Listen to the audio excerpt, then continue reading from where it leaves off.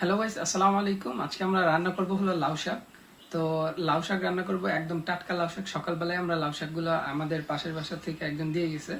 লাউ শাকগুলো আম্মু আগে থেকেই কেটে রেখেছিল, তো আমার এর জন্য অনেকটা সুবিধা হয়ে গেছে। আম্মুকে বলেছিলাম যে আমি রান্না করব, তো আমি রান্না করব হলো খড়ির চুলাতে, কারণ খড়ির চুলাতে রান্না করলে রান্নাগুলো খুব মজা হয়। খড়ির চুলাতে রান্না করা একটাই ঝামেলা, শুধু জাল ধরানো। জালটা ধরে গেলেই আর রান্না করতে কোনো অসুবিধা হয় না এবং খুব দ্রুত রান্না করা যায়। আমি চুলার জালটা ধরিয়ে ফেলেছি এবং শাকগুলো বসিয়ে দিয়েছি পেঁয়াজ, কাঁচামরিচ এবং লবণ দিয়ে সিদ্ধ হওয়ার জন্য। সিদ্ধ হয়ে গেলে এরপরে আমরা তেল দিয়ে বাগার দিয়ে দিব। তো আমার সমস্যা হচ্ছিল শাকগুলো নাড়াচাড়া করার জন্য, কারণ অনেকগুলো শাক ছিল, নাড়াচাড়া করতে অনেকটা অসুবিধা হয়েছে। শাকটা একটা ঢাকনা দিয়ে ঢেকে রাখবো যেন সুন্দর মতো সিদ্ধ হয়ে যায়। আমাদের বাসায় একটা পাকা কাঁঠাল ছিল, সেই কাঁঠালটার বিচিগুলো ছাড়ানোর জন্য আমি হাতে সুন্দর করে তেল মেখে নিয়েছি, কারণ কি তেল মাখলে হাতে আঠা ভরবে না। তো আমি সুন্দর মতো হাতে তেল মেখে বিচিগুলো ছাড়িয়ে নিচ্ছি, কারণ আমি ইফতারিতে কাঁঠালগুলো খাবো। আমরা আজকে মুহররমের রোজা রেখেছি, তো ইফতারির পরে আমরা কাঁঠালগুলো খাবো, এর জন্য সুন্দর মতো আমরা ছাড়িয়ে নিচ্ছি। আর কাঁঠালটা এনেছিল আমার ভাইয়া ক্যান্টনমেন্ট থেকে, তাদের ক্যান্টনমেন্টে অনেক কাঁঠাল থাকে, তো সেখান থেকে ভাইয়া কাঁঠালগুলো আনছিল কাঁচাই। তো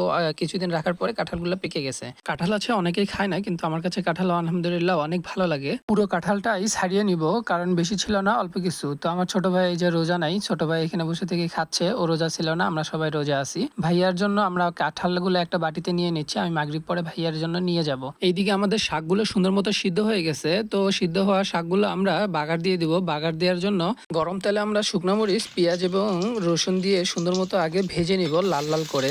আমার কাছে রান্নাবান্না জিনিসগুলো অনেক ভালোই লাগে, কারণ কি রান্নাবান্না অনেক মানুষের অপিনিয়ন এমন থাকে যে রান্নাবান্না শুধু মহিলাদের কাজ, পুরুষদের কাজ নয়। কারণ এইটা একদম ভুল ধারণা, কারণ ছেলেরা যদি বা পুরুষরা রান্নাবান্না শিখে রাখে তাহলে অনেক সময় অনেক উপকারে এসে যায়। কারণ কি রান্নাবান্না শিখে রাখা অনেক ভালো। তো আমার এইদিকে পেঁয়াজ মরিচগুলো সুন্দর মতো লাল লাল হয়ে গেছে, শাকগুলো ঢেলে দিয়েছি। এখন সুন্দর মতো নাড়াচাড়া করে একসাথে মিক্স করে নিব, তাহলে আমাদের শাকটা অনেক টেস্ট হবে ইনশাল্লাহ। আলহামদুলিল্লাহ, খেতে অনেক ভালো হবে। এক এক জেলায় এক এক রকম করে এই লাউ শাকগুলো খেয়ে থাকে। আপনার জেলায় কিভাবে খায় অবশ্যই কমেন্ট করে জানাবেন, আর সাবস্ক্রাইব করতে ভুলিয়েন না। আপনারা সবাই সুস্থ থাকবেন, ভালো থাকবেন, আমার জন্য দোয়া করবেন যেন আমি পরবর্তীতে ভিডিও বানাতে আরো উৎসাহিত হই, এবং আপনারা আমাকে সাপোর্ট করবেন। যদি আমার ভিডিও ভালো লেগে থাকে তাহলে অবশ্যই সাবস্ক্রাইব করে নেবেন, তাহলে আমার পরবর্তী ভিডিওগুলো আপনারা খুব দ্রুত পেয়ে যাবেন। দেখা হবে অন্য কোনো ভিডিওতে। তো গাইস, আসসালামু আলাইকুম। আপনারা ভালো থাকবেন, সুস্থ থাকবেন এবং অবশ্যই আমার জন্য দোয়া করবেন।